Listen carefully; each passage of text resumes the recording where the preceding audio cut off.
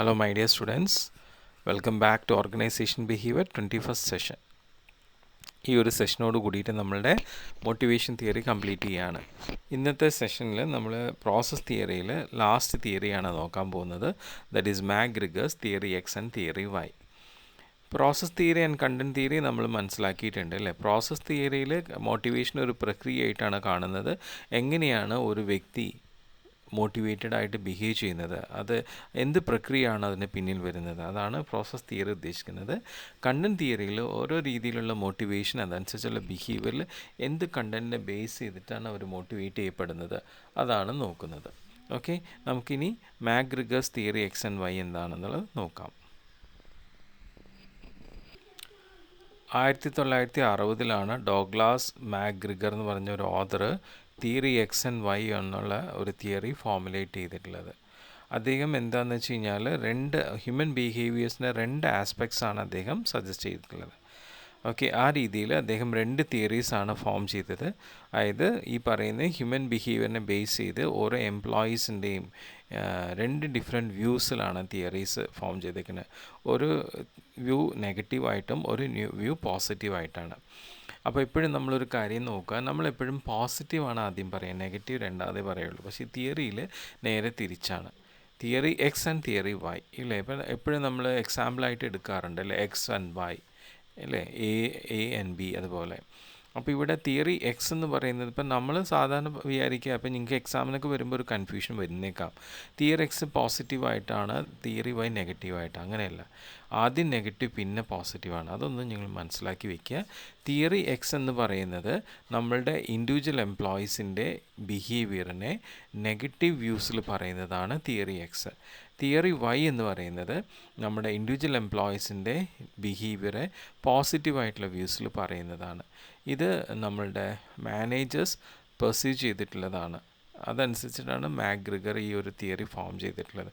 ഓരോ individual എംപ്ലോയീസിൻ്റെ nature പല മാനേജേഴ്സും perceive ചെയ്തിട്ട് അവർ പറഞ്ഞ ഒപ്പീനിയൻസ് അനുസരിച്ചിട്ടാണ് മാഗ്രിഗർ ഇങ്ങനെ 2 തിയറി ഫോം ചെയ്തേക്കുന്നത്. ഇനി ആദ്യം നമുക്ക് തിയറി എക്സിൻ്റെ അസംഷൻസ് എന്തൊക്കെയാണെന്ന് നോക്കാം.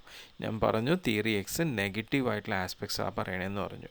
സോ തിയറി എക്സ് അനുസരിച്ചിട്ട് ഒരു ആവറേജ് എംപ്ലോയിക്ക് സ്വാഭാവികമായിട്ടും ജോലി ചെയ്യാൻ താല്പര്യമില്ല. അവരെപ്പോഴും ജോലിയിൽ നിന്നും ഇങ്ങനെ എസ്കേപ്പ് ചെയ്യാനുള്ള ഒരു പോസിബിലിറ്റിയാണ് അവരെപ്പോഴും കാണുന്നത്. അപ്പോൾ അവർക്ക് സ്വാഭാവികമായിട്ട് അങ്ങനെ ജോലി ചെയ്യണമെന്ന് വലിയ താല്പര്യമൊന്നുമില്ല. അവർ ജോലി ചെയ്യണമെങ്കിൽ അവരെ പ്രേരിപ്പിക്കണം, അല്ലെങ്കിൽ കമ്പൽ ചെയ്യണം, അല്ലെങ്കിൽ അവരെ വാൺ ചെയ്യണം. പണിഷ്മെൻറ്റ്സ് പറഞ്ഞുകൊണ്ട് വാൺ ചെയ്താൽ മാത്രമേ അവർ വർക്ക് ചെയ്യുള്ളൂ. അതിലൂടെ മാത്രമേ അവർ ഓർഗനൈസേഷൻ ഗോൾ അച്ചീവ് ചെയ്യുള്ളൂ. ഇങ്ങനെയുള്ള എംപ്ലോയീസിന് വളരെ ക്ലോസ് ആയിട്ടുള്ള സൂപ്പർവിഷൻ ആവശ്യമാണ്. അതുമാത്രമല്ല, എപ്പോഴും മാനേജേഴ്സ് ആയാലും ഇങ്ങനെയുള്ള എംപ്ലോയീസിനെ ട്രീറ്റ് ചെയ്യാനായിട്ട് ഒരു ഡിക്റ്ററ്റോറിയൽ സ്റ്റൈലാണ് യൂസ് ചെയ്യുന്നത്. എപ്പോഴും ഡിക്റ്റേറ്റ് ചെയ്തുകൊണ്ടേയിരിക്കും, കാര്യങ്ങൾ ഇങ്ങനെ പറഞ്ഞുകൊണ്ടേയിരിക്കും, ഡിക്റ്റേഷൻസ് എടുത്തുകൊണ്ടേയിരിക്കും. ആ രീതിയിലാണ് മാനേജേഴ്സ് ഇങ്ങനെയുള്ള എംപ്ലോയീസിനെ ട്രീറ്റ് ചെയ്യുന്നത്. അപ്പം ഇങ്ങനെയുള്ള എംപ്ലോയീസിന് അവർക്ക് ജോബ് സെക്യൂരിറ്റി അവർ കുറേ കൂടി ഹൈ ലെവലിലേക്ക് പോകുമ്പോൾ മാത്രമേ കിട്ടുള്ളൂ. എപ്പോഴും അവരുടെ സാധാരണ ലെവലിൽ അവർക്ക് യാതൊരു ആസ്പിറേഷനോ എംബിഷൻസോ ഒന്നുമില്ല. സോ തിയറി എക്സ് അനുസരിച്ചിട്ട് ജനറലി എംപ്ലോയീസിന് റെസ്പോൺസിബിലിറ്റി ഏറ്റെടുക്കാൻ താല്പര്യമില്ല. അവർക്ക് മാറ്റങ്ങൾക്ക് വിധേയമാവാനും ഇഷ്ടമില്ല. പിന്നെ എപ്പോഴും അവർക്ക് എന്തെങ്കിലും വർക്ക് ചെയ്യണമെങ്കിൽ ഫോർമലായിട്ടുള്ള ഡയറക്ഷൻ കിട്ടണം. ഇനി നെക്സ്റ്റ് നമ്മളുടെ തിയറി വൈ ആണ്. തിയറി വൈയുടെ അസംഷൻസ് എന്തൊക്കെയാണെന്ന് വെച്ച് കഴിഞ്ഞാൽ, എംപ്ലോയീസ് എപ്പോഴും വളരെ റിലാക്സ്ഡ് ആയിട്ട് നോർമലായിട്ടാണ് അവരുടെ ജോബിനെ കുറിച്ചുള്ള അവരുടെ കാഴ്ചപ്പാട്. അവരെപ്പോഴും അവരുടെ ഫിസിക്കൽ ആൻഡ് മെൻ്റൽ എഫേർട്സ് അവർ ആ ജോബിന് വേണ്ടി യൂട്ടിലൈസ് ചെയ്യുന്നുണ്ട്. അത് അവർക്ക് ഇൻഹറൻ്റ് ആയിട്ട് കിട്ടിയിട്ടുള്ളൊരു സംഭവമാണ്. പിന്നെ അവർക്കൊരിക്കലും ഒരു ഭീഷണിയോ അല്ലെങ്കിൽ എക്സ്റ്റേണലായിട്ടുള്ള കൺട്രോളോ ഒരു അറ്റാച്ച്മെൻ്റൊന്നും അവർക്ക് ജോലിക്ക് ആവശ്യമില്ല. കാരണം അവരെപ്പോഴും സെൽഫ് ഡയറക്റ്റഡ് ആണ്, സെൽഫ് കൺട്രോളാണ്.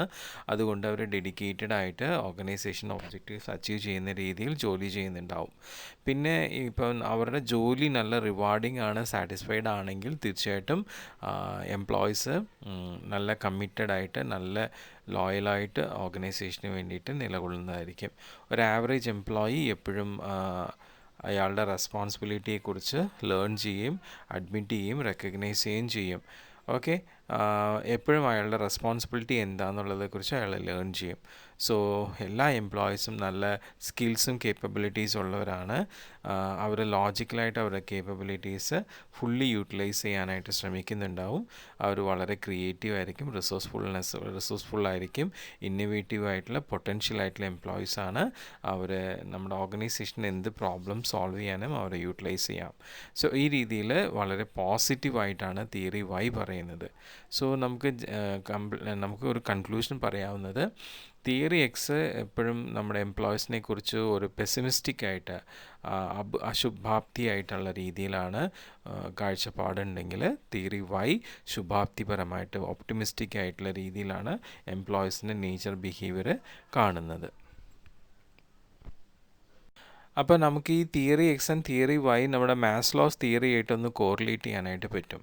ഇതിൽ തിയറി എക്സിൽ നമ്മൾ പറഞ്ഞിട്ടുള്ള എംപ്ലോയീസിൻ്റെ ബിഹേവിയർ അതനുസരിച്ച് നോക്കുകയാണെങ്കിൽ അങ്ങനെയുള്ള എംപ്ലോയീസ് നമ്മുടെ മാസ്ലോയിലെ ഫിസിയോളജിക്കൽ ആൻഡ് സേഫ്റ്റി നീഡ്സ് മാത്രം പ്രാധാന്യം കൊടുക്കുന്നവരാണ്.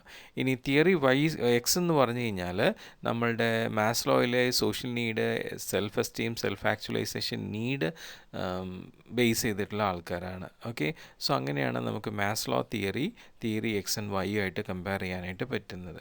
ഇപ്പോൾ ഇതിൽ ഈ മാഗ്രിഗറിൻ്റെ ഈ തിയറി എക്സ് ആൻഡ് തിയറി വൈയിൽ നമുക്ക് കുറേ കൂടി വാലിഡായിട്ട് തോന്നുന്നത് തിയറി വൈ ആണ്. കാരണം അതിന് കുറേ കൂടി റീസൺസ് ഉണ്ട് നമുക്ക്. ഓക്കെ, സോ എപ്പോഴും തിയറി വൈ അനുസരിച്ചിട്ടാണ് നമുക്ക് നമ്മുടെ എംപ്ലോയീസിന് നല്ല ഒരു കോർഡിയലായിട്ടുള്ള ടീം റിലേഷൻസ്, അതുപോലെ തന്നെ നല്ല റെസ്പോൺസിബിൾ ആൻഡ് സ്റ്റിമുലേറ്റിംഗ് ജോബ്, അതുപോലെ തന്നെ എംപ്ലോയീസിനെയും കൂടി ഉൾപ്പെടുത്തിയിട്ട് നല്ല ഡിസിഷൻ മേക്കിംഗ് പ്രോസസ്സൊക്കെ നടപ്പിലാക്കാനായിട്ട് പറ്റുള്ളൂ. ഇനി നമ്മളുടെ തിയറി എക്സ് ആൻഡ് തിയറി വൈയുടെ ഇംപ്ലിക്കേഷൻസ് എന്തൊക്കെയാണെന്ന് നോക്കാം. ഇപ്പോൾ നമുക്ക് ഇപ്പോൾ നോക്കുകയാണെങ്കിൽ വളരെ കുറച്ച് ഓർഗനൈസേഷൻസ് മാത്രമാണ് തിയറി എക്സ് ഒക്കെ ഈ കാലഘട്ടത്തിൽ ഉപയോഗിക്കുന്നത്. കാരണം തിയറി എക്സ് ഉപയോഗിക്കുകയാണെങ്കിൽ നമ്മളുടെ സൂപ്പർവിഷനും അതുപോലെ കൺട്രോളിങ് ഒക്കെ വളരെ ടൈറ്റ് ആയിരിക്കണം. കാരണം വെച്ച് കഴിഞ്ഞാൽ അത്തരത്തിലുള്ള എംപ്ലോയീസ്, തിയറി എക്സ് അനുസരിച്ചുള്ള എംപ്ലോയീസിന് ഒരിക്കലും ഒരു ഓർഗനൈസേഷൻ ചേഞ്ചിന് താല്പര്യമില്ലാത്തവരാണ്.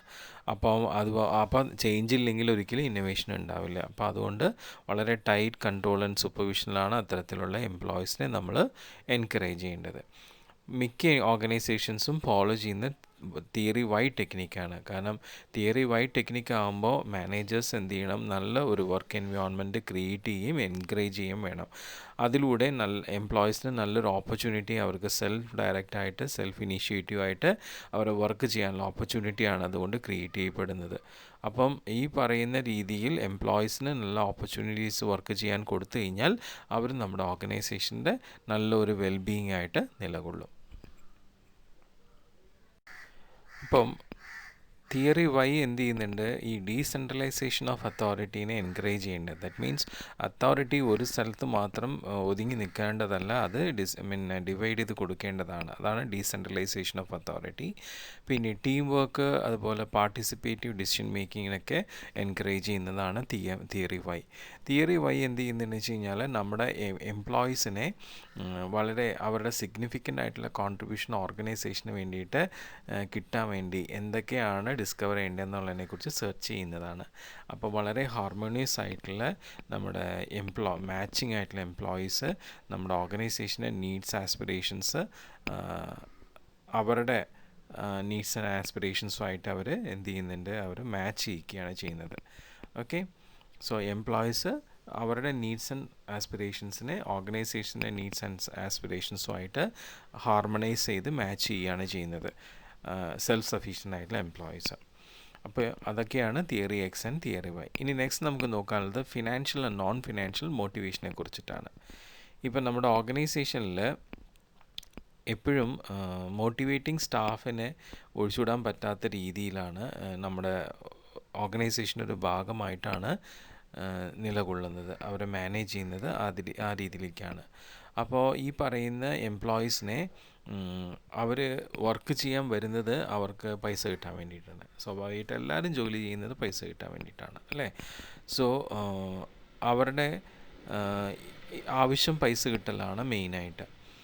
പക്ഷേ അവർ ചെയ്യുന്ന ജോലി എൻജോയ് ചെയ്യുന്നത് അവർക്കത് അതിനോടുള്ള സാറ്റിസ്ഫാക്ഷൻ കിട്ടുമ്പോഴാണ്.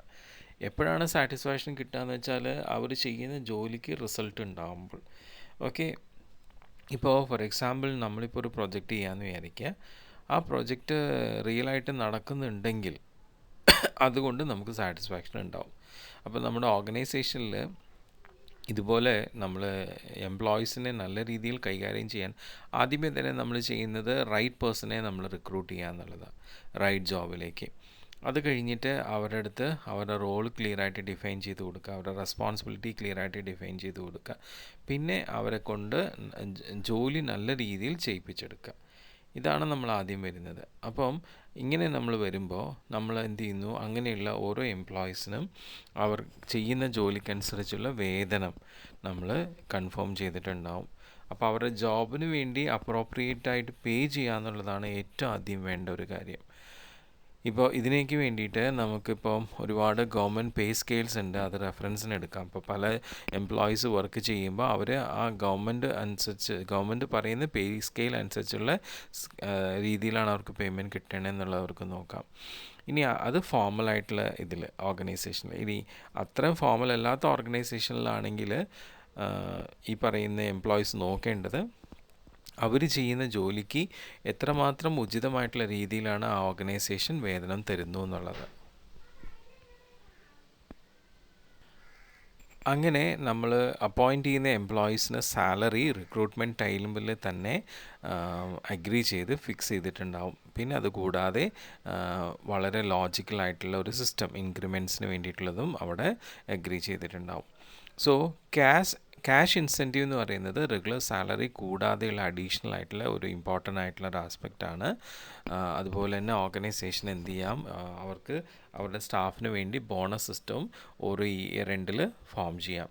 പക്ഷേ ഇതിനെല്ലാം എന്താണെന്ന് വെച്ച് കഴിഞ്ഞാൽ ഈ ഇൻസെൻറ്റീവ് കൊടുക്കുന്നതും ബോണസ് കൊടുക്കുന്നതും എല്ലാം ഓരോ എംപ്ലോയിയുടെയും പെർഫോമൻസിനെ ബേസ് ചെയ്തിട്ടാണ്.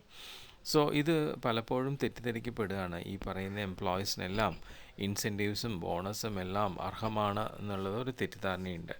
അപ്പം അതുകൊണ്ട് തന്നെ പലപ്പോഴും എംപ്ലോയീസിന് ഒരു നെഗറ്റീവ് ഫീലിംഗ് ഉണ്ടാവാറുണ്ട്. സോ ഈ ക്യാഷ് അലവൻസ് ഇൻസെൻറ്റീവ്സൊക്കെ ശരിക്കും ഒരു വളരെ പ്രാധാന്യമായിട്ടുള്ളൊരു രീതിയിലാണ് നമ്മൾ അവർക്ക് കൊടുക്കേണ്ടത്.